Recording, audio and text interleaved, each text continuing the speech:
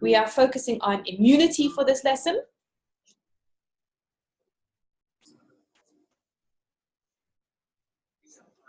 And what we are going to look at first, before we get into immunity, is actually pathogens.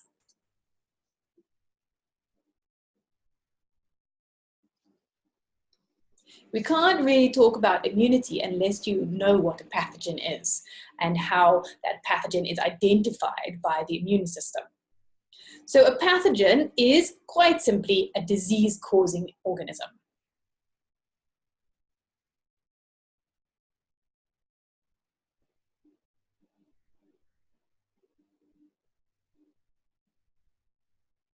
So here we are talking about bacteria. We're talking about viruses. And we're talking about fungi as well. So I'm guessing that you have more than likely come across at least one of these before. I mean, you've been sick, you've had a pathogen. So the thing that we're doing now is we're making it a little bit more technical. Okay, so a pathogen is a disease-causing organism. Okay, so obviously something's wrong. Now your immune system has to realize that something's wrong. How does it do that? So when we talk about pathogens, then what we talk about is how we identify them. And what is really cool, we're going to talk about things called antigens. So this is now for our bacteria and our fungi. The body recognizes viruses in a slightly different way because a virus, remember, is not a cell. So if you need to go back and revise all those different things about different types of organisms, so your eukaryotes and your prokaryotes and all of that, then go back and have a dip into that.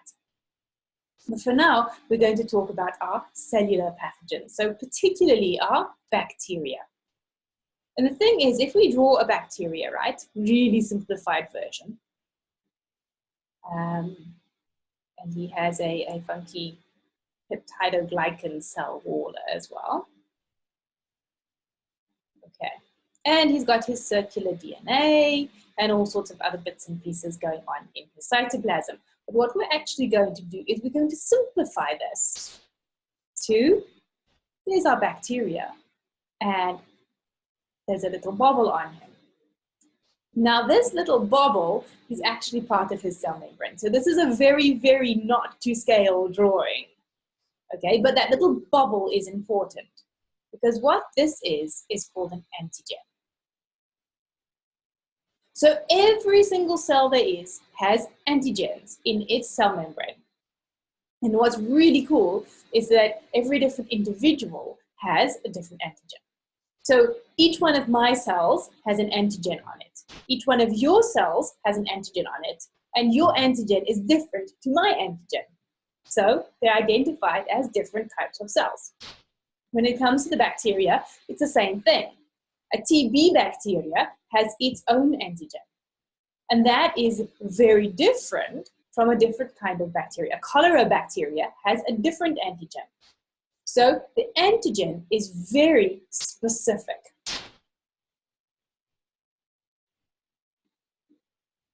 Okay, it has a specific shape and it therefore acts as a marker, an identifier.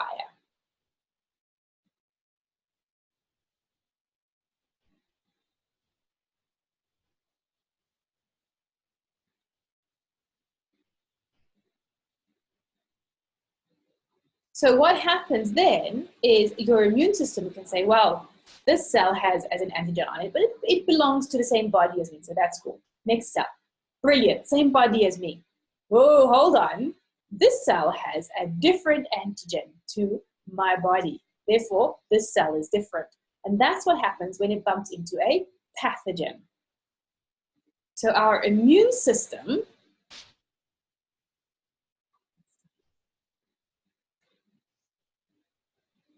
can identify antigens are foreign. Okay, so anything that doesn't belong to my body is foreign. So any kind of bacteria will have a foreign antigen, and therefore we can respond to it. So Pathogens are causing diseases. They enter the body, but they have antigens on them that enable us to then respond, to detect them and to respond. So let's now talk about actual immunity and how we do that response.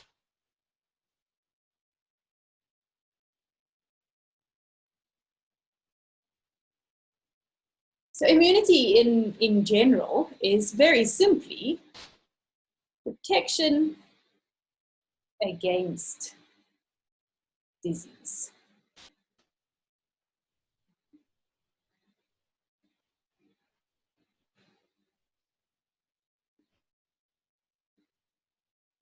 So we've got actually 3 ways that our bodies are protected against disease.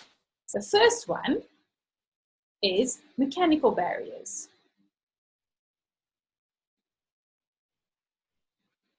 So these are physical things that stop pathogens getting into the body. The second one is chemical barriers. So these are chemicals that stop the pathogens getting in. And the third one is cell barriers. So our mechanical barriers, there's an enormous one that's protecting our insides. Our skin. Our skin protects our entire body, okay? So where you've got openings in your skin, so your mouth, your nose, your eyes, then you've got to have things that we have further levels of protection. So, for example, your nose. You've got hairs in your nose. And these are trapping pathogens. You've heard about it. They trap dust and other foreign particles. Well, pathogens is one of those foreign particles. So we're actually stopping that pathogen. That little bacteria is getting stuck on the hair in the nose and then getting sneezed out or blown out, and it doesn't actually have the chance to get into the body. When it comes to chemical barriers, we are talking 2 big things. One is mucus. So again, in your nose, okay, and throughout your respiratory system, you've got mucus, and that is trapping those pathogens again, and then we move that mucus out. Where does the mucus in our respiratory system go? Up to the top of our trachea, then swallowed into the stomach.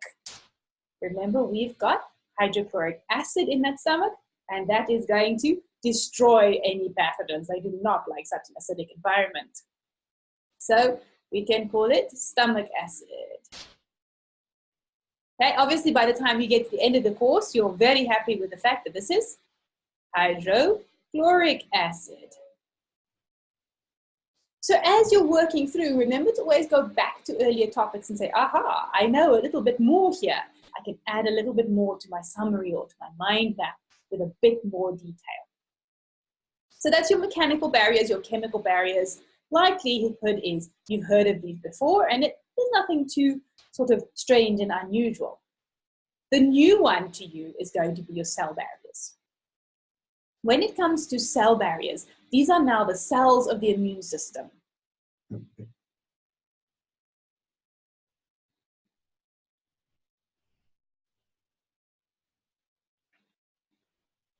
And we have got 2 major types.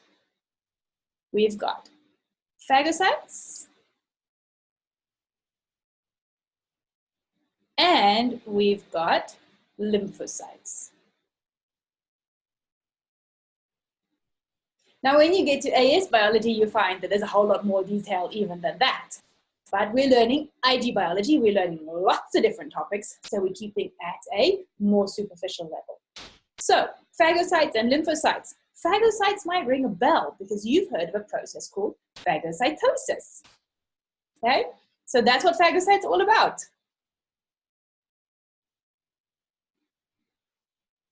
Whereas your lymphocytes are all about antibodies.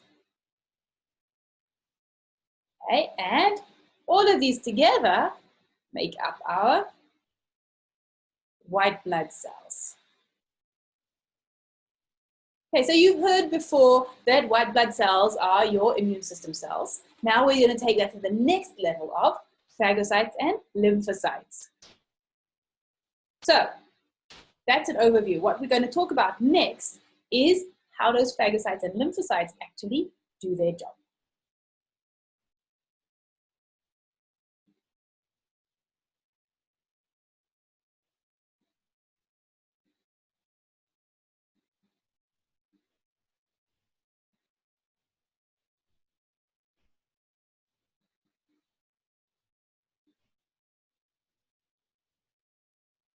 There are important differences between phagocytes and lymphocytes, which affect how they do their job and how they actually contribute to this immune response.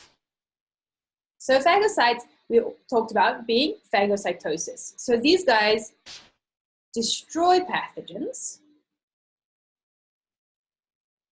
by phagocytosis. So what happens here is you have your little bacteria with his antigen on, and you have your phagocyte. Okay, now phagocyte is the one with the bobbly nucleus. Now what there is on this cell membrane is there's a receptor that's going to recognize that antigen. So we then have our phagocyte with his bobbly nucleus, and he attaches to the bacteria. And this is then where you get the membrane folds in. Whoopsie. I promise this is the same cell with the same nucleus. But we have run out of space, so we're going to go up the top here again. Okay. And we get a vesicle pinching off with our bacterium inside it. And then we get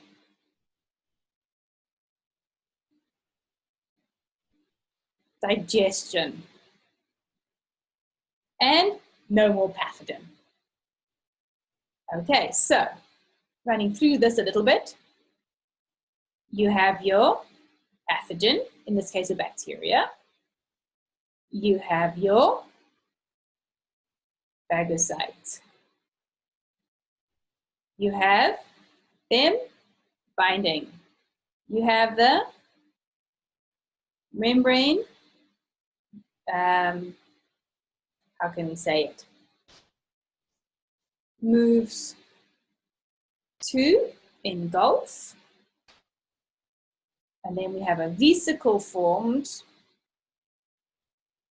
And then we have destruction. And then we have no more pathogen. Encircle, that's another word that's just been suggested. That's a nice one. 2, 3, 4, 5. So the technical fancy name is invaginate. That's the name, term we use for when that membrane dips down to engulf. Okay, so any sort of version of those will work in this case. So that's phagocytosis. Phagocyte recognizes pathogen. Phagocyte recognizes pathogen, engulfs, forms a vesicle, and destroys. What then happens in lymphocytes? Lymphocytes are slightly different, okay? These guys produce antibodies. So, and then it's the antibodies that can either destroy the pathogen or they can just increase the phagocytosis. So we're increasing that, then we're causing destruction. So lymphocytes produce antibodies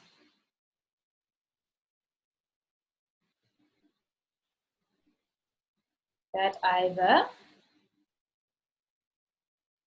destroy the pathogen or increase the rate of phagocytosis.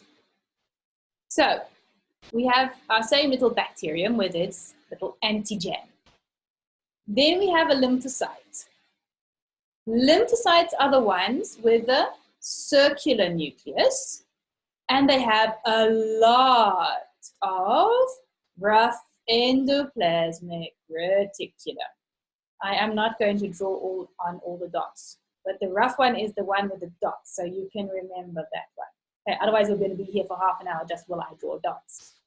The reason why they have lots of rough endoplasmic reticulum is because they are producing antibodies. So we can draw our antibodies like little sticks. And what's really cool about antibodies is they have a very specific shape. And what you find is that for each different antigen, there is a complementary antibody. So we would have our bacteria with his antigen, and then we would have a complementary antibody.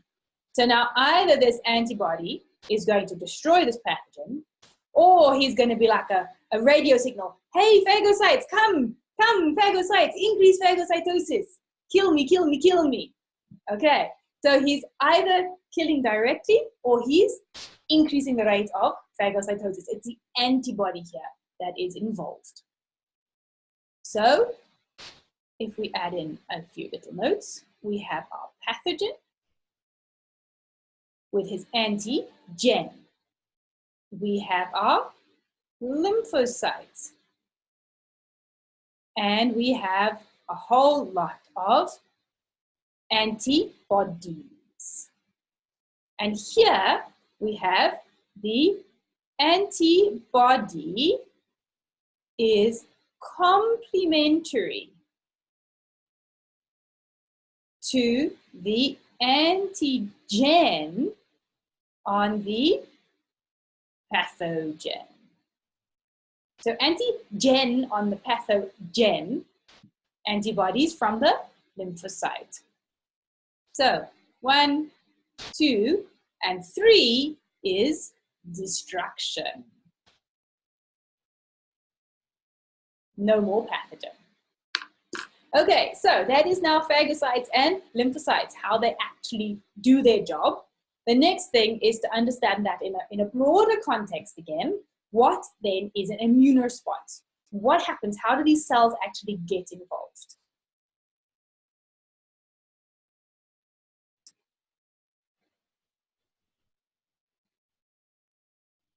When we talk about immune responses, we talk about two different types of immunity. We talk about active immunity,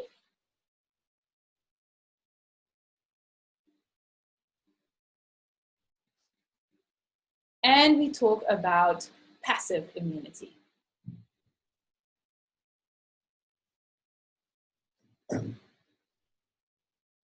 And these are two very different things. Okay? Yes, they are both immunity, but active versus passive is a big difference. So let's talk about active immunity first. So active immunity, here we have an active response to infection.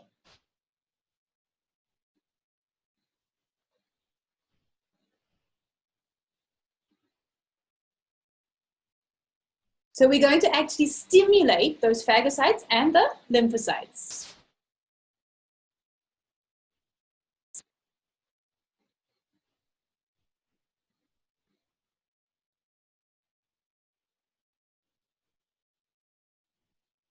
So that means we're going to have phagocytosis, and we're going to have release of antibodies. So everything we talked about in that previous section about the different types of cells and what they do, all of that's going to happen. The other thing that is really funky is that we get the production of memory cells.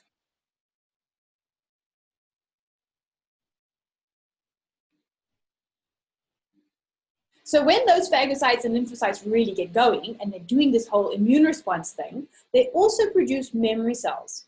And memory cells are really long-lived cells that hang out in the body for a long time, and they're like on high alert for that specific pathogen. So if the pathogen comes back again, the memory cells can have a much faster response. They can like go wow, this is like going to be finished and done with before you even know you're sick. Okay, so your memory cells are really important for long-term immunity. Okay, when we have the active immunity, we can split it further into two different sections. We can split it into natural immunity, and we can contrast this with artificial. So, natural active immunity, you get sick. The pathogen enters the body,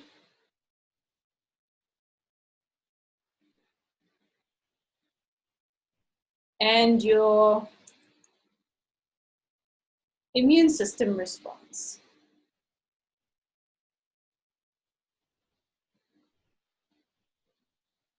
So if you get a cold, you're getting natural active immunity. Your body is responding to the cold and fighting off the infection. Phagocytes, lymphocytes, phagocytosis, antibodies, everything's in action. For artificial active immunity, this means we don't really get sick. This is what we're talking about with vaccination, also known as immunization. So here what's happening is we're not picking up the actual pathogen. We're getting a harmless version of the pathogen.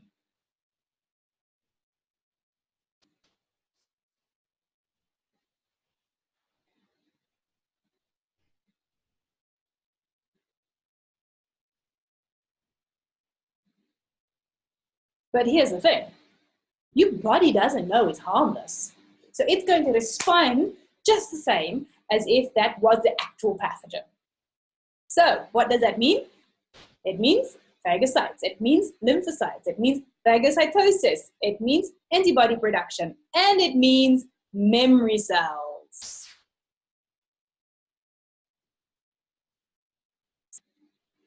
So, years later, when the actual pathogen enters your body, you've got memory cells. It's not like you're tackling this pathogen for the first time.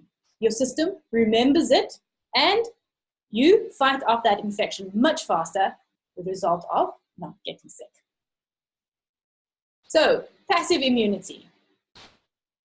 We said it's very different because here we're not going to have a response. The body is going to receive the immunity.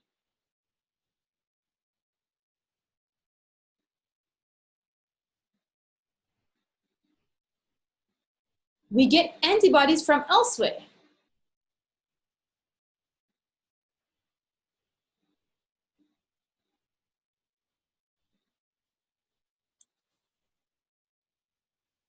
We are not producing them.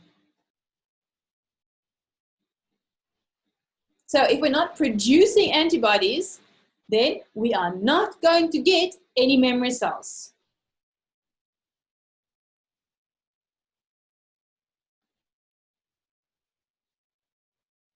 If there's no memory cells and no active response, this is only a short-lived immune response.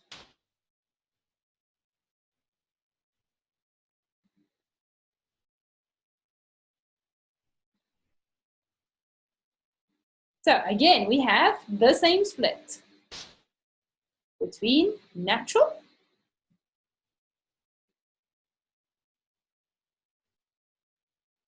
and artificial. So when it comes to natural passive immunity, so naturally receiving antibodies from elsewhere, it is all about babies. Okay, so here it is breastfeeding in those first few days after birth when you have that special milk called colostrum. Okay, this is rich in antibodies.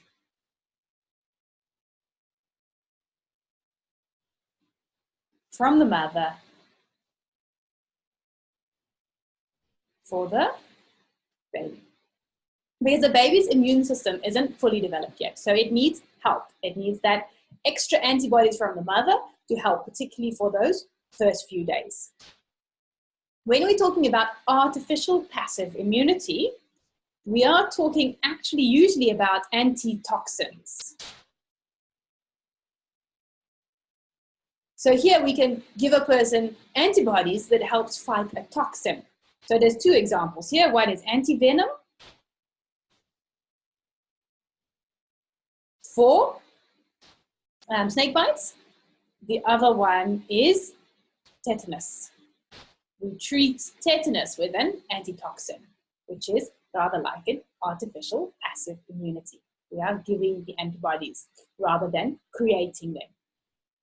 So something slightly different when we talk about artificial passive immunity. So the big ones that you stick with at IG is your natural active immunity, when you actually do your immune response, your artificial active immunity, when you do a response, but to a harmless pathogen. But then you can remember it because all of this has memory cells produced.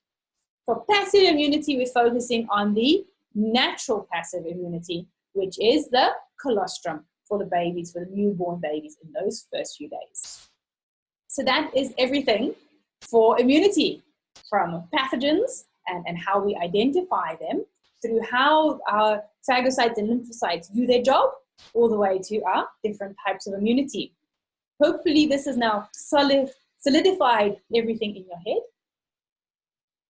and you are good to move forward with a clear understanding of what immunity is.